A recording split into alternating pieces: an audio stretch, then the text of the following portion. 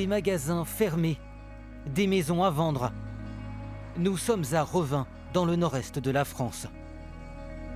Ici, comme dans de nombreuses régions de France, les stigmates de décennies de délocalisation industrielle vers des pays à bas salaire sont toujours bien visibles. Mais il y a tout de même quelques raisons d'espérer, car un grand fabricant de vélos a annoncé son retour en France. Le dumping made in Asia laisse des plaies profondes dans le paysage industriel européen. Alors l'Union européenne est-elle capable de sauver le Made in Europe? Nous allons enquêter dans les Ardennes françaises. Revin est situé près de la frontière avec la Belgique. L'Union européenne dispose d'outils pour lutter contre la concurrence déloyale et protéger son industrie. La Commission européenne a notamment instauré des taxes anti-dumping dans certains secteurs. Le maire de Revin et le président de la communauté de communes se félicitent de cette protection offerte par l'Europe. Je pense qu'il faut se protéger, donc de toute façon c'est une évidence. On ne peut pas vendre notre industrie constamment à la Chine et à l'Asie du Sud-Est. Revin, dans les années 80-90, c'était 12 500 habitants. Maintenant, aujourd'hui, c'est un peu plus de 6 000. On a perdu moitié de la population. On a un taux de chômage de 27%, c'est énorme. La grande satisfaction pour nous, c'est de voir une marque historique française, Mercier, qui était en Asie du Sud-Est, qui vient s'installer aujourd'hui à Revin et qui vient donc prouver que l'industrie n'est pas morte dans les Ardennes et qu'il est possible pour une entreprise qui était délocalisée il y a quelques années de revenir produire en France. L'objectif est de produire 1 demi-million de bicyclettes par an. Un investissement de 11 millions d'euros, largement subventionné par les contribuables français et européens. Problème, de nombreux composants sont encore fabriqués en Asie. C'est pourquoi l'investisseur a opté pour un emplacement proche des ports de Rotterdam et d'Anvers. Ici, c'est la proximité avec les plus grands pays européens. C'est l'ouverture vers l'Europe du Nord, vers l'Europe de l'Est et un marché de 110 millions d'habitants. 270 emplois seront créés à Revin. En quelques jours, des centaines de personnes ont déposé leur candidature. Parmi elles, Stéphanie Jodard, qui assiste aujourd'hui à une réunion d'information. Les compétences des candidats seront testées à travers la simulation de tâches concrètes, comme la soudure. Il y a beaucoup de personnes qui ont déménagé suite au chômage. C'est vrai qu'avant, Revin, c'était assez peuplé quand même. Il n'y a quasi plus personne, quoi. Donc c'est vrai que le fait d'ouvrir une usine ici, je pense que ça va faire venir encore pas mal de monde. Certains demandeurs d'emploi se souviennent du site avant qu'il ne soit devenu une friche industrielle. Lorsque son usine a fermé, Michael a enchaîné les petits boulots. Vu que j'habite Revin, trouver un travail sur place, c'est un gros avantage. Pas de déplacement à droite, à gauche. Et surtout, retrouver un emploi stable. C'est là, en ce moment, j'ai des travails d'intérim. Donc c'est une semaine d'un côté, une semaine de l'autre. Comme ça, c'est pas une vie en fait. L'entreprise Mercier compte répondre à une demande en plein essor. Pour autant, le PDG n'est pas favorable aux taxes douanières aux frontières extérieures de l'UE.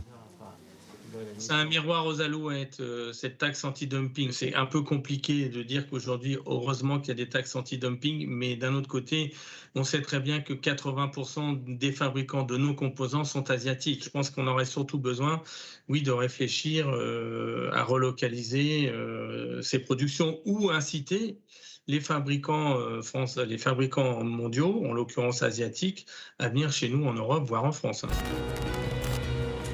Partons pour Saint-Étienne, berceau historique de la fabrication de vélos en France. Dans les années 1920, plusieurs milliers de personnes travaillaient dans les usines de ce secteur. Joël Véricel a étudié les hauts et les bas de l'histoire industrielle de cette ville, située à une 60aine de kilomètres de Lyon.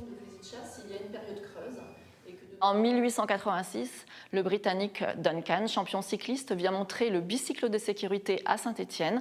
Il est accueilli par les frères Gauthier, qui sont des mécaniciens dans l'armement, qui vont tout simplement s'inspirer de la bicyclette pour produire la première bicyclette française à Saint-Étienne. Et ça va être le début d'une grande histoire industrielle dans notre ville.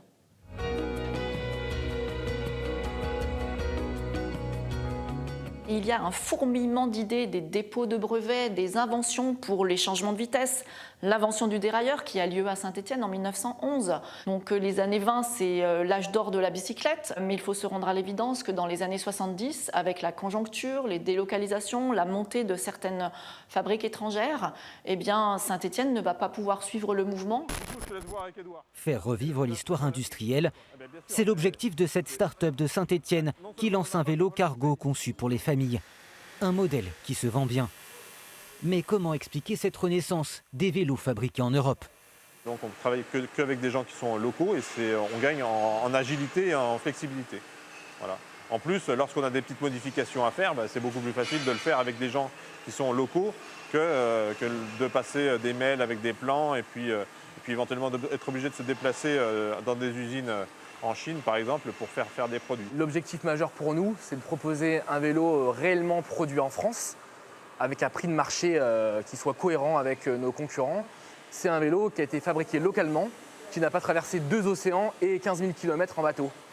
Des frais de transport en hausse, une plus grande conscience des enjeux climatiques, un marketing astucieux et un solide savoir-faire, tous ces éléments ont insufflé un vent de nouveautés à la région. Et des ouvriers très qualifiés, comme Annie Mohamed Chérif, sont les soudeurs de cette nouvelle success story Made in Europe.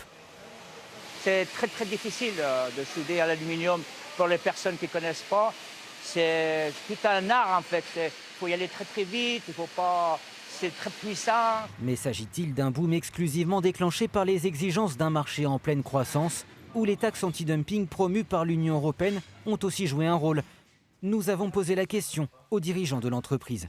Les taxes anti-dumping, justement, ont favorisé aussi ce choix, justement, de vraiment tout reconcentrer en local et dans des pays frontaliers. On a la chance, en France et en Europe, d'être protégés par des lois, cette fameuse taxe anti-dumping qui permet de limiter, de réduire nettement en fait, l'import de pièces et de vélos d'Asie, afin de protéger l'économie française et l'économie européenne de produits qui sont souvent fabriqués à moindre coût, dans certains pays asiatiques. Mounir a sans doute eu raison de mettre ses espoirs de carrière dans le boom du vélo Made in France. Le jeune homme a récemment signé son premier contrat à temps plein et croit aussi à la politique anti-dumping de l'UE. Pour moi, c'est quelque chose de bien parce que ça va nous permettre à nous de justement pouvoir vendre plus, si je peux dire comme ça directement en fait, parce qu'il y aura forcément moins de produits qui vont être importés. Pour les entreprises qui mettent en place des chaînes d'approvisionnement locales, les taxes anti-dumping sont donc une bonne nouvelle. D'autres s'y opposent parce qu'elles dépendent toujours de composants fabriqués en Asie.